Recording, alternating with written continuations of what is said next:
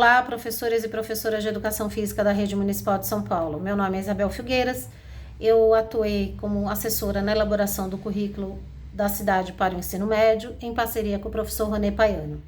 Ele é professor da Universidade Presbiteriana Mackenzie e eu atualmente sou professora do programa de mestrado e doutorado em Educação Física da Universidade de São Judas Tadeu. Nessa caminhada, nós dialogamos com 3 professores representantes da rede. A professora Andréa, que atua com o ensino médio em tempo parcial e tempo integral, o professor Aderbal, que trabalha com ensino médio noturno, e o professor Jorge, que atua na escola bilíngue para surdos. Nós iniciamos o trabalho resgatando as práticas dos professores e o conhecimento que eles tinham sobre a tradição da educação física no ensino médio e os desafios que esse currículo precisava enfrentar. Em seguida, nós retomamos as discussões que a educação física teve nos últimos 10 anos na rede para o ensino fundamental. Então, a gente resgatou o documento de expectativas de aprendizagem, o documento de direitos de aprendizagem e, logicamente, o currículo da cidade para o ensino fundamental.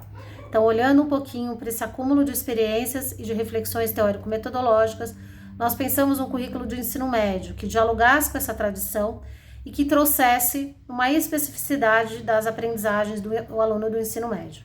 Então, em diálogo com os outros especialistas, assessores da área de linguagens, nós trabalhamos olhando para o currículo da cidade, olhando para essa experiência da rede e olhando para a Base Nacional Comum Curricular. Então, a educação física, na própria rede, ela já se encaminhou para uma educação física que se entende numa perspectiva crítica e pós-crítica da educação física, no âmbito da cultura. Então, a educação física como um componente do currículo que tematiza a cultura corporal, contribuindo para a formação de leitura de mundo desse estudante. O ensino médio ele tem uma característica específica desse momento de vida, de culminância do desenvolvimento de competências e habilidades do estudante para olhar para o mundo que ele vive, para se posicionar. Então, a gente trabalhou muito em cima desta especificidade desse estudante do ensino médio. A gente coloca muito claramente a centralidade desse jovem e da relação entre as culturas juvenis e a educação física. Então, não dá para pensar um currículo do ensino médio em que este estudante, que já tem todo um caminho e que tem todo um processo histórico, cultural, de reflexões acerca da cultura corporal, que ele seja um estudante que recebe um conhecimento pronto. Então, essa ideia do estudante, a centralidade dele nesse currículo e o diálogo constante com as culturas juvenis, com a produção cultural que ele próprio desenvolve nos seus grupos. E olhar para isso de uma maneira crítica, né? O papel da escola em contribuir com esse olhar crítico, uma ressignificação daquilo que ele vive e do modo como ele pensa, para que abra outras janelas. E principalmente para que ele se posicione. Então, olhando para isso, nós elaboramos alguns princípios do currículo, né, os princípios metodológicos, que dialogam com 7 grandes objetivos de serem alcançados ao longo do ensino médio. Então, a gente pensou, precisa dar um olhar de globalidade, porque o ponto de chegada é super importante quando a gente define um currículo que, de alguma maneira, tem que garantir as mesmas aprendizagens para todos. Os caminhos podem ser distintos, mas o ponto de chegada ele tem que ser muito próximo para justamente a gente ter um trabalho em rede. Então, depois que a gente olhou um pouco para essa concepção teórico-metodológica, a gente construiu alguns objetivos gerais, que seriam pontos de chegada, e definimos alguns princípios metodológicos.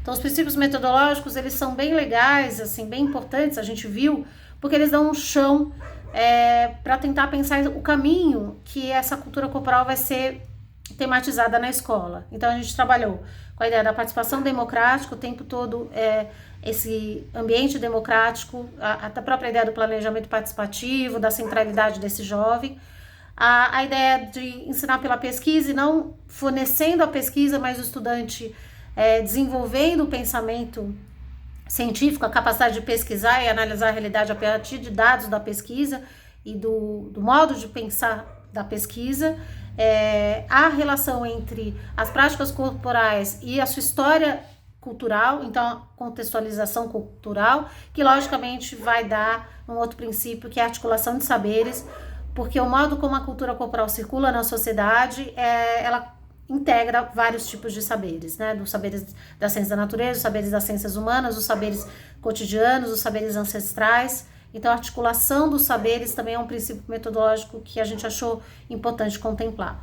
Ação, reflexão, ação. Então, essa ideia que muitas vezes acontece, aula teórica, aula prática, a gente não vê essas coisas, né? Nessa discussão que a gente teve, a gente não vê essas coisas como coisas separadas. Então, como ação, reflexão e ação, elas andam juntas e elas precisam estar o tempo todo na pauta das aulas. E a pluralidade e a diversidade, porque justamente é um princípio que vai mostrar como que a gente vai dialogar com a diversidade de modos de viver essas juventudes, com a diversidade com os conflitos que estão imersos, que essa cultura corporal está imersa na realidade, né? Então vocês vão perceber também que na organização dos quadros, a gente tentou fazer esse exercício de estabelecer objetivos de aprendizagem para cada ano do ensino médio e com focos em campos de atuação diferentes. Então os campos de atuação, eles são integradores da área.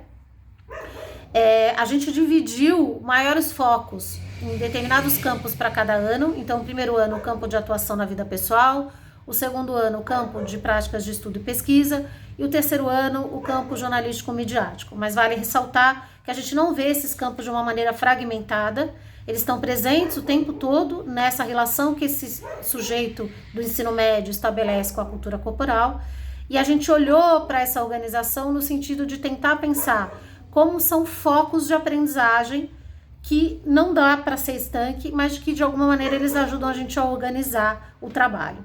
Então, a gente tem esses focos para todos os eixos da cultura corporal, trazendo um pouco a organização curricular do currículo da cidade. Então, para cada eixo da cultura corporal, a gente tem um quadro que tenta pensar como é que seria abordar esta prática da cultura corporal. Então vamos pensar lá nas ginásticas, como é que é abordar isso ao longo do ensino médio, tentando pensar que no primeiro ano o foco são as práticas discursivas que acontecem no campo da vida pessoal, que não vão estar desconectadas do campo jornalístico-midiático, não vão estar desconectadas do campo de estudo e pesquisa, mas que ali, naquele momento, tem um maior foco, uma maior reflexão das coisas que acontecem no campo da vida pessoal. E assim por diante, tá? Então, acho que vale olhar para esse documento e essa tentativa de organizar por anos, não como uma coisa engessada, porque a gente também pensou que isso pode ser deslocado, ou seja, o professor não precisa trabalhar com essa sequência, não é uma coisa engessada, mas que tivesse, de uma certa maneira, alguma lógica para tentar pensar os objetivos de aprendizagem e a própria tratamento que os objetos de aprendizagem têm. Mas ele é totalmente flexível aos ajustes que o professor vai fazer no seu planejamento, em diálogo com o seu estudante e respeitando os princípios metodológicos que a gente tentou trazer para realmente dar uma cara para essa educação física, para que ela seja um trabalho que seja em rede, mas que respeite a diversidade da rede, a autoria dos professores e a autoria dos alunos. Eu agradeço muito a oportunidade, espero que vocês tragam muitas contribuições para o documento e queria também dizer que fiquei muito feliz com esse trabalho, com a oportunidade futuramente de poder dialogar com vocês. Um grande abraço!